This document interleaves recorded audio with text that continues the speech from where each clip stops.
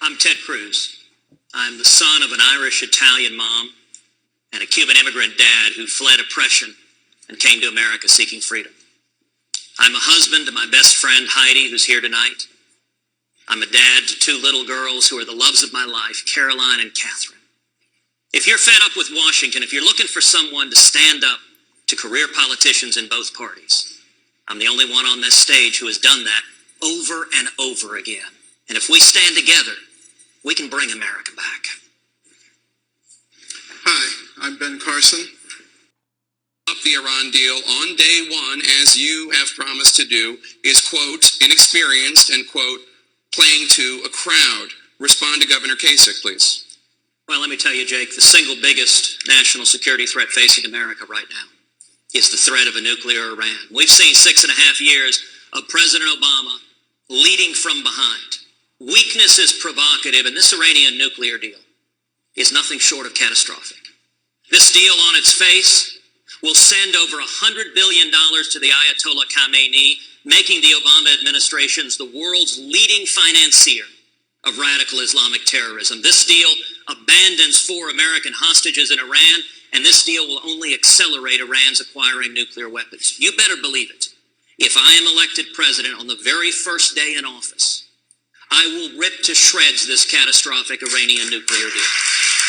Why is that not, as Governor Kasich says, playing to the crowd and an example of you being inexperienced? Well, let's be clear when it comes to experience. What President Obama wants to do is he's run to the United Nations, and he wants to use the United Nations to bind the United States and take away our sovereignty.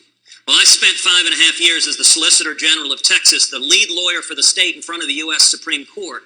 And I went in front of the Supreme Court and took on the World Court in the United Nations in a case called Medellin versus Texas. And we won an historic victory saying the World Court in the UN has no power to bind the United States, and no president of the United States, Republican or Democrat, has the authority to give away our sovereignty. And so if there's anyone up here who would be bound by this catastrophic deal with Iran, they're giving up the core responsibility of Commander-in-Chief, and as president, I would never do that. Governor Kasich did. Yeah. I think I'm the first senator. The number one test for use of military force should be the vital national security interest of the United States. The reason why I opposed President Obama bombing Syria is because he couldn't answer the question, what do you do if chemical weapons end up in the hands of radical Islamic terrorists like al-Nusra, like al-Qaeda, like ISIS? Now, I also want to respond to several of the folks up here who said, we should trust this Iranian deal and see if the Iranians will comply. Anyone who's paying attention to what Khamenei says knows that they will not comply. There's a reason Khamenei refers to Israel as the little Satan and America as the great Satan. In the middle of negotiating this treaty, Khamenei led the assembled masses in chanting death to America. I'm reminded of a great editorial cartoon. It shows the Ayatollah Khamenei saying death to all Americans. And then it shows John Kerry coming back saying, can we meet you halfway? We need a commander-in-chief who will stand up and protect this country. And I'll tell you, I can't wait to stand on that debate stage with Hillary Clinton and to make abundantly clear, if you vote for Hillary, you are voting for the Ayatollah Khamenei to possess a nuclear weapon. And if you elect me as president, under no circumstances will a theocratic Ayatollah who chants death to America ever be allowed to acquire a nuclear weapon. Thank you, Senator Cruz. No more important topic in 2016 than this topic right here. And I've listened to several folks saying, well, gosh, if they cheat, we'll act. We won't know. Under this agreement, there are several facilities in Iran they designate as military facilities that are off limit altogether. Beyond that, the other facilities, we give them 24 days notice before inspecting them. That is designed to allow them to hide the evidence. And most astonishingly, this agreement trusts the Iranians to inspect themselves. That makes no sense whatsoever. And let me note, President Obama is violating federal law by not handing over the side deals, and we ought to see the United States Congress stand up together and say, hand over this treaty and protect this country. Thank you, Senator. I want to turn back to Governor Huckabee.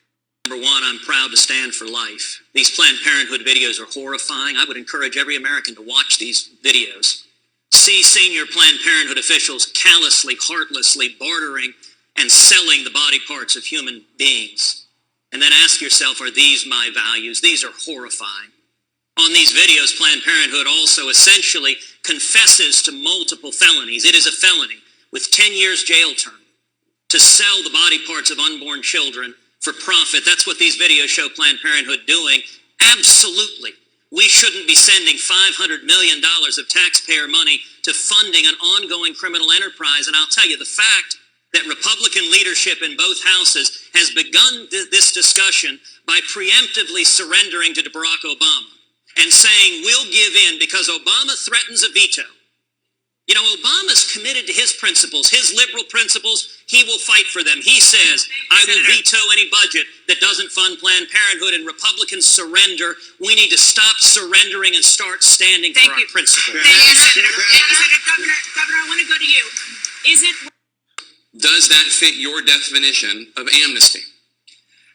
Well, Jake, you know, I'm very glad that Donald Trump's being in this race has forced the mainstream media finally to talk about illegal immigration. I think that's very important. I like and respect Ben Carson. I'll let him talk about his own plans. But I will say this, the natural next question that primary voters are asking after we focus on illegal immigration is, okay, what are the records of the various candidates? And this is an issue on which there are stark differences. A majority of the men and women on this stage have previously and publicly embraced amnesty. I am the only candidate on this stage who has never supported amnesty, and in fact, who helped lead the fight to stop a massive amnesty plan in 2013 when Barack Obama and Harry Reid joined the Washington Republicans in a massive amnesty plan. I stood shoulder to shoulder with Jeff Sessions helping lead the fight. You know, folks here have talked about how do you secure the borders. Well, I've been leading the fight in the Senate to triple the Border Patrol, to put in place fencings and walls, to put in place a strong biometric exit entry Thank system. you, Senator. Senator Rubio. John Roberts for 20 years. He's an amazingly talented lawyer. But yes, it was a mistake when he was appointed to the Supreme Court. He's a good enough lawyer that he knows in these Obamacare cases, he changed the statute, he changed the law in order to force that failed law on millions of Americans for a political outcome. And you know, we're frustrated as conservatives. We keep winning elections, and then we don't get the outcome we wanted. Let me focus on two moments in time. Number one, in 1990, in one room was David Souter, in another room was Edith Jones, the rock-ribbed conservative on the Fifth Circuit Court of Appeals. George Herbert Walker Bush appointed David Souter. And then in 2005, in one room was John Roberts, in another room was my former boss, Mike Ludig, the rock-ribbed conservative on the Fourth Circuit Court of Appeals. Thank you, Senator. George W. Bush appointed John Roberts. And let me give you the consequences of that. If instead the President Bushes had appointed Edith Jones and Mike Ludig, which is who I would have appointed, Obamacare would have been struck down 3 years ago, and the marriage laws of all 50 states would be on the books. These matter, and I've fought to defend the Constitution my whole life, and Governor I will Bush, as president as well. I want to let you respond. Well, first of all, as I said, he supported John Roberts. He supported him publicly. So you can rewrite. It is true that after George W. Bush nominated John Roberts, I supported his confirmation. That was a mistake, and I regret that. I wouldn't have nominated John Roberts, and indeed, Governor Bush pointed out why. It wasn't that the President Bushes wanted to appoint a liberal to the court. It's that it was the easier choice. Both David Souter and John Roberts, they didn't have a long paper trail. If you'd nominated Edith Jones or Mike Ludig, you would have had a bloody fight, and they weren't willing to spend political capital to put a strong judicial conservative on the court. I have spent my entire life, starting from clerking for Chief Justice William Rehnquist on the United States Supreme Court, one of the most principled jurists. We have an out-of-control court, and I give you my word. If I'm elected president, every single Supreme Court justice will faithfully follow the law and will not act like philosopher kings imposing their liberal policies on millions of Americans who need to be trusted to govern our state. Thank you, Senator. I am not, and you mentioned that the U.S. Supreme Court had rightly upheld the individual right to keep and bear arms. I was proud to lead 31 states before the U.S. Supreme Court defending the Second Amendment, and we won that landmark victory. And indeed, just a couple of years ago, when Harry Reid and Barack Obama came after the right to keep and bear arms of millions of Americans, I was proud to lead the fight in the United States Senate to protect our right to keep and bear arms. And for that reason, Thank you, I Senator. was honored to be endorsed by Gun Owners of America Thank you, as the Senator. strongest supporter of the Second Amendment on this stage today, and Thank I you, will Senator. fight every day I'd like to turn defend the Bill I'd like of to turn to Rights. Dana Bash. Well, I wouldn't change the $10 bill. I'd change the 20. I'd take Jackson off, and I'd leave Alexander Hamilton right where he is as one of our founding fathers. And I very much agree with Marco that it should be Rosa Parks. She was a principled pioneer that helped change this country, helped remedy racial injustice, and that would be an honor that would be entirely appropriate. Dr. Carson. You know, as a Cuban, I might go with Cohiba. And I'll tell you, I'd go with, for Heidi, Angel, because she is my angel. Senator Rubio. Ronald Reagan believed in America. If I'm elected president, our friends and allies across the globe will know that we stand with them. The bust of Winston Churchill will be back in the Oval Office, and the American Embassy in Israel will be in Jerusalem. Enemies across this world will know the United States is not to be trifled with.